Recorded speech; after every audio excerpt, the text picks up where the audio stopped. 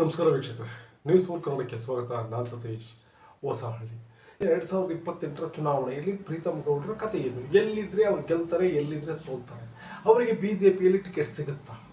ಈ ಎಲ್ಲ ಗೊಂದಲಗಳು ಕೂಡ ಹಾಸನಲ್ಲಿ ಆರಂಭ ಆಗಿದೆ. ಸೊ ಹಾಗಾದರೆ ಪ್ರೀತಮ್ ಗೌಡರು ಹಾಸನಲ್ಲಿ ಭಾರತೀಯ ಜನತಾ ಪಕ್ಷ ಟಿಕೆಟ್ ಸಿಗಲಿಲ್ಲ ಆದರೂ ಕೂಡ ಭಾರತೀಯ ಜನತಾ ಪಕ್ಷದಲ್ಲೇ ಉಳಿತಾರ, ಅಥವಾ ಈಗಾಗಲೇ ಪ್ರೀತಮ್ ಗೌಡರು ಕಾಂಗ್ರೆಸ್ಗೆ ಒಂದು ಕಾಲನ್ನು ತೆಗೆದಿಟ್ಟಿದ್ದಾರ? ಅವ್ರ ಜೊತೆ ಇರ್ತಕ್ಕಂಥ ಎಲ್ಲ ಹಿಂಬಾಲಕರು ಕೂಡ ಕಾಂಗ್ರೆಸ್ಸಿಗರೆಯ ಎಲ್ಲ ಸಂಪೂರ್ಣವಾಗಿ ಕಾಂಗ್ರೆಸ್ನವರು ಇರ್ತಕ್ಕಂಥದ್ದ? ಒಂದು ವೇಳೆ ಬಿ ಜೆ ಪಿಯಲ್ಲಿದ್ದರೆ 2028 ಚುನಾವಣೆಯಲ್ಲಿ ಇವರು ಟಿಕೆಟ್ ಸಿಗದಿರಲಿ, ಇವ್ರು ಗೆಲುವನ್ನು ಸಾಧಿಸ್ಬೋದು. ಎಲ್ಲವನ್ನ ನಾನು ನಿಮ್ಮ ಮುಂದೆ ಹೋಗ್ತೇನೆ ವೀಕ್ಷಕರೇ. ಅದಕ್ಕೂ ಮೊದಲು ನೀವು ನಮ್ಮ ಚಾನಲ್ನ ಸಬ್ಸ್ಕ್ರೈಬ್ ಮಾಡಿಲ್ಲ ಅಂದರೆ ಈಗಲೇ ಮಾಡಿ, ಪಕ್ಕದ ಇರ್ತಕ್ಕಂಥ ಬೆಲ್ ಬಟನ್ನ ಪ್ರೆಸ್ ಮಾಡಿದ್ರೆ ಎಲ್ಲ ಮಾಹಿತಿ ನಿಮಗೆ ತಲುಪ್ತಾ ಹೋಗುತ್ತೆ.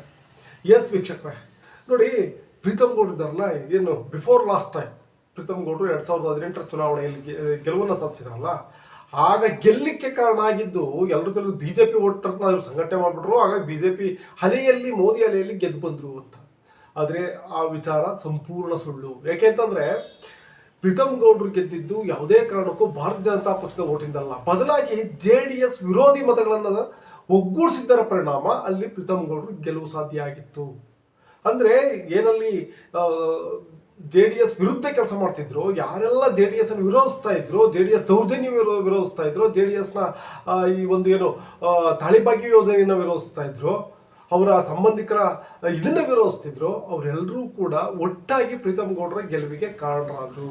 ಇವತ್ತು ಪ್ರೀತಮ್ ಗೌಡರ ಜೊತೆ ಇದ್ದಾರಲ್ಲ, ಆ ಪ್ರೀತಮ್ ಗೌಡರ ಜೊತೆ ಇರ್ತಕ್ಕಂಥವ್ರು ಯಾರೂ ಕೂಡ RSS ಬಂದವರಲ್ಲ. ನನಗೆ ತಿಳಿದ ಹಾಗೆ ಬಹುತೇಕರು RSS ಅಂದ್ರೆ ಏನು ಅನ್ನೋದೇ ಗೊತ್ತಿಲ್ಲ ಅವ್ರಿಗೆ. ಅವ್ರು ಬಂದಿದ್ದೆಲ್ಲ ಇಲ್ಲಿ ಅಂದರೆ ಕಾಂಗ್ರೆಸ್ಸಿಂದ ರಾಜಕಾರಣ ಮಾಡ್ಕೊಂಡು ಬಂದವರು ಇವತ್ತು ಪ್ರೀತಮ್ ಗೌಡರ ಜೊತೆ ಸೇರ್ಕೊಂಡಿದ್ದಾರೆ.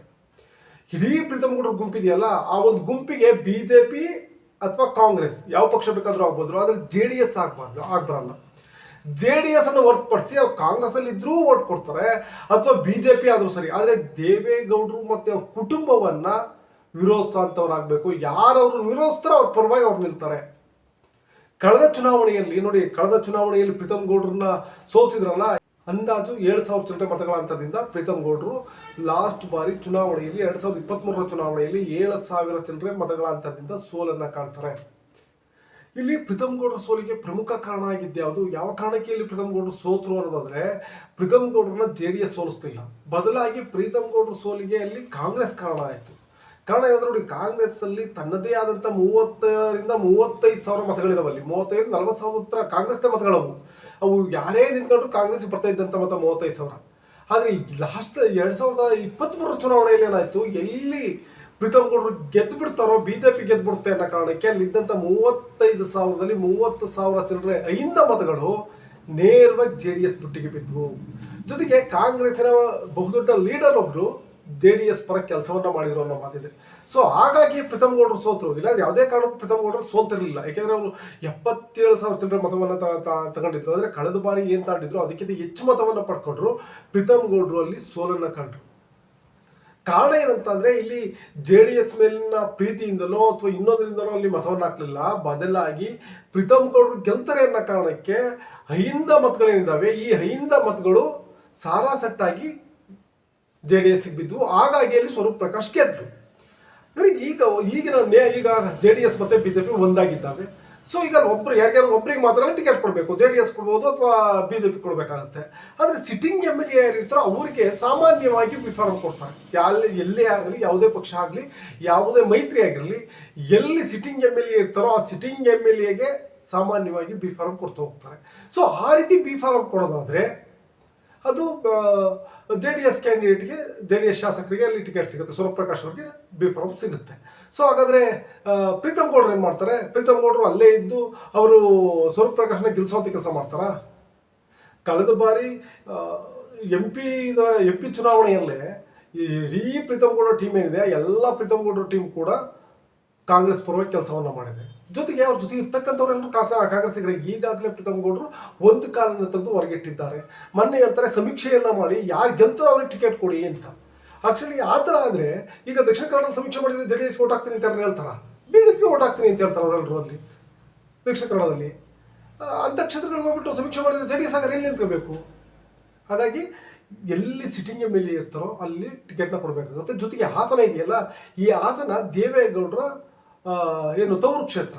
ಹಾಸನ ಹೆಡ್ ಕ್ವಾರ್ಟರ್ನ ದೇವೇಗೌಡರು ಯಾವುದೇ ಕಾರಣಕ್ಕೂ ಬಿಟ್ಕೊಡ್ಲಿಕ್ಕೆ ರೆಡಿ ಇರಲ್ಲ. ಜೊತೆಗೆ ಇವರು ರಾಜ್ಯದಲ್ಲಿ ವಿಜಯೇಂದ್ರ ಇರ್ಬೋದು, ಮತ್ತೊಬ್ಬ ಇರ್ಬೋದು, ಇವ್ರು ಯಾರೇ ಇರ್ಬೋದು, ಇವರೆಲ್ಲರಿಗಿಂತ ದೇವೇಗೌಡರು ಮತ್ತು ಕುಮಾರಸ್ವಾಮಿ ಜೊತೆ ಹೈಕಮಾಂಡ್, ಬಿಜೆಪಿ ಹೈಕಮಾಂಡ್ ಇದೆಯಲ್ಲ, ಮೋದಿ ಮತ್ತು ಅಮಿತ್ ಶಾ ಇದ್ದಾರಲ್ಲ, ಇವರು ಅತ್ಯುತ್ತಮವಾದಂಥ ಒಂದು ಸಂಬಂಧವನ್ನು ಹೊಂದಿದ್ದಾರೆ ದೇವೇಗೌಡರು ಮತ್ತು ಕುಮಾರಸ್ವಾಮಿ. ಇವರು ಯಾರು ಎಷ್ಟೇ ಫೈಟ್ ಮಾಡಿದ್ರು ಅಂತಿಮವಾಗಿ ಹೈಕಮಾಂಡ್ ದೇವೇಗೌಡರ ಪರವಾಗಿ ನಿಲ್ತಕ್ಕಂಥದ್ದು. ಸೊ ಹಾಗಾಗಿ 100% ಹಾಸನ JDS ಕೈಗೆ ಸಿಗ್ತಕ್ಕಂಥದ್ದು ಸತ್ಯ. ಅದು ಪ್ರೀತಮ್ ಗೌಡರಿಗೆ ಗೊತ್ತು. ಸೊ ಹಾಗಾಗಿ ಪ್ರೀತಮ್ ಗೌಡರು ಹಾಸನದಲ್ಲಿ ಕಾಂಗ್ರೆಸ್ ಕಡೆ ವಾಲಿದ್ದಾರೆ. ಬಹುತೇಕ ಕಾಂಗ್ರೆಸ್ಗೆ ಹೋಗ್ತಾರೆ ಅಂತ ಹೇಳಲಾಗ್ತಾ ಇದೆ. ಮುಂದಿನ ಚುನಾವಣೆ ಒಳಗಡೆ ಪ್ರೀತಮ್ ಗೌಡರು ಕಾಂಗ್ರೆಸ್ಗೆ ಕಾಲಿಡ್ತಾರೆ. ಆದರೆ ಟಿಕೆಟ್ ಸಿಗುತ್ತೋ ಇಲ್ವೋ ಅನ್ನೋದನ್ನು ಕಾಯ್ದು 100% ಅವರು ಕಾಂಗ್ರೆಸ್ಗೆ ಬರ್ತಾರೆ. ಈಗಾಗಲೇ ಕಾಂಗ್ರೆಸ್ ಅಲ್ಲಿ ಅವ್ರಿಗೆ ಟಿಕೆಟ್ ಫಿಕ್ಸ್ ಆಗಿದೆ ಅಂತ ಹೇಳಲಾಗ್ತದೆ. ಬಹುತೇಕ ಕಾಂಗ್ರೆಸ್ ಅಲ್ಲಿ ಮುಂದಿನ ಏನು 2028 ವಿಧಾನಸಭಾ ಚುನಾವಣೆ ಇದೆಯಲ್ಲ, ವಿಧಾನಸಭಾ ಚುನಾವಣೆಯ ಮುಂದಿನ MLA ಅಭ್ಯರ್ಥಿ ಪ್ರೀತಮ್ ಗೌಡರು ಅಂತ ಕಾಂಗ್ರೆಸ್ ತೀರ್ಮಾನ ಇದೆ ಅಂತ ಹೇಳಲಾಗ್ತಾ ಇದೆ. ಅಲ್ಲಿ ಕಾರ್ಯಕರ್ತರು ಹೇಳ್ತಾ ಇದ್ದಾರೆ, ನಮ್ಮ ಕಾಂಗ್ರೆಸ್ನ ಮುಂದೆ ಪ್ರೀತಮ್ ಗೌಡರು ನಿಲ್ತಾರೆ, ನೆಕ್ಸ್ಟ್ ಕಾಂಗ್ರೆಸ್ನ ಪ್ರೀತಮ್ ಗೌಡರ ಕ್ಯಾಂಡಿಡೇಟು ಅಂತ. ರಂಗಸ್ವಾಮಿ 4,000 ಚಿಲ್ಲರೆ ಓಟ್ ಕೂಡ ತಗೊಳ್ಳಿಲ್ಲ. ಏಕೆಂದರೆ ಪಕ್ಷದವೇ 35,000 ಇದು. ಒಂದು ವೇಳೆ ಏನಾದರೂ ಆ 35,000 ಓಟನ್ನ ರಂಗಸ್ವಾಮಿ ಅವ್ರು ತಗೊಂಡಿದ್ರೆ, ಪಕ್ಷದ ಓಟು, ಪಾರ್ಟಿ ಓಟು 35,000, ಆ 35,000 ಪಾರ್ಟಿ ಓಟನ್ನ ರಂಗಸ್ವಾಮಿ ಅವ್ರು ತಗೊಂಡಿದ್ರೆ ಪ್ರೀತಮ್ ಗೌಡರು ಸುಲಭವಾಗಿ ಜಯವನ್ನು ಗಳಿಸ್ತಾ ಇದ್ರು.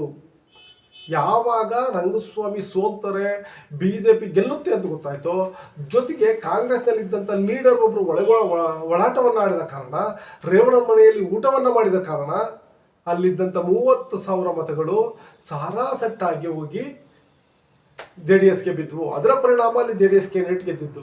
ಹಾಗಾಗಿ ಒಂದು ವೇಳೆ ಏನಾದ್ರು ಪ್ರೀತಮ್ ಗೌಡರು ಕಾಂಗ್ರೆಸ್ಗೆ ಬಂದರೆ ಗೆಲ್ತಾರೆ. ಹಾಗಾದರೆ ಪ್ರೀತಮ್ ಗೌಡರು ಕಾಂಗ್ರೆಸ್ಗೆ ಬಂದರೆ ಬಹುತೇಕ ಗೆಲ್ತಾರೆ ಅಂತ ಹೇಳಲಾಗ್ತಿದೆ. ಕಾರಣ ಏನಂತ ಅಂದರೆ, ನೋಡಿ, ಪ್ರೀತಮ್ ಗೌಡರದ 50,000 ರಿಂದ 60,000 ಓಟ್ಗಳಿದ್ದಾವೆ. ಅಲ್ಲೇನು 75,000 ಓಟ್ ತಾಡಿದಾರಲ್ಲ, ಅದರಲ್ಲಿ 10,000 ರಿಂದ 15,000 ಓಟ್ ಮಾತ್ರ ಪಾರ್ಟಿ ಓಟ್. 10,000 ರಿಂದ 15,000 ಓಟ್ ಮಾತ್ರ ಪಾರ್ಟಿ ಓಟ್ BJPದು. ಇನ್ನು ಉಳಿದಂಥ 50,000 ರಿಂದ 60,000 ಮತ ಏನಿದೆ, 60,000 ಮತಗಳು ಪ್ರೀತಮ್ ಗೌಡರ ಪರವಾಗಿ, ಪ್ರೀತಮ್ ಗೌಡರಿಗೆ ನೋಡಿ ಓಟ್ ಹಾಕಿರ್ತಕ್ಕಂಥವ್ರು, ಪ್ರೀತಮ್ ಗೌಡರು ಗೆಲ್ಲಬೇಕು ಅಂತ ಓಟ್ ಹಾಕಿರ್ತಕ್ಕಂಥವ್ರು.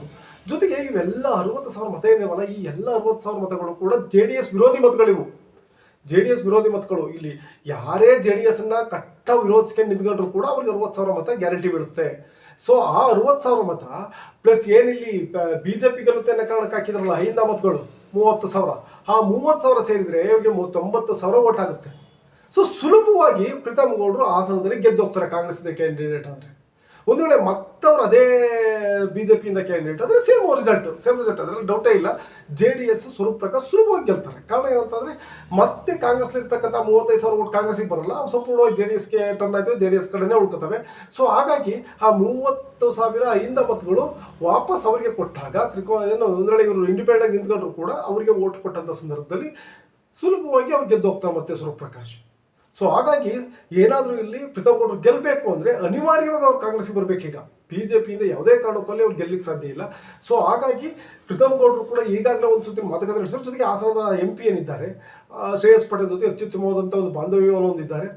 ಸೊ ಹಾಗಾಗಿ ಅವರು ಮುಂದಿನ ಚುನಾವಣೆಯನ್ನು 2028ಕ್ಕೆ 100% ಕಾಂಗ್ರೆಸ್ಸಿಗೆ ಬರ್ತಾರೆ. ಕಾಂಗ್ರೆಸ್ಸಿಗೆ ಬಂದು ಅವರು ಕ್ಯಾಂಡಿಡೇಟ್ ಆಗ್ತಾರೆ ಅಂತ ಹೇಳಲಾಗ್ತಾ ಇದೆ.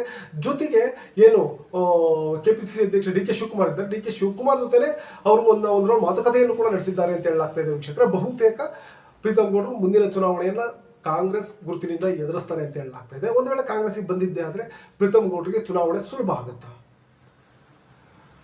JDS ಸ್ವರೂಪ್ ಪ್ರಕಾಶ್ ಸೋಲ್ತಾರ, ಅಥವಾ BJPಯಲ್ಲೇ ಪ್ರೀತಮ್ ಗೌಡರಿಗೆ ಟಿಕೆಟ್ ಕೊಡಲಿಕ್ಕೆ JDS ಕಾರ್ಯತಂತ್ರವನ್ನು ರೂಪಿಸುತ್ತಾ? ನಿಮ್ಮ ಅನಿಸಿಕೆ ಅಭಿಪ್ರಾಯಗಳನ್ನು ಕಮೆಂಟ್ ಮಾಡಿ. ವಿಡಿಯೋ ಇಷ್ಟ ಲೈಕ್ ಮಾಡಿ, ಶೇರ್ ಮಾಡಿ, ತಪ್ಪದೆ ಚಾನಲ್ ಸಬ್ಸ್ಕ್ರೈಬ್ ಮಾಡಿ. Thank you.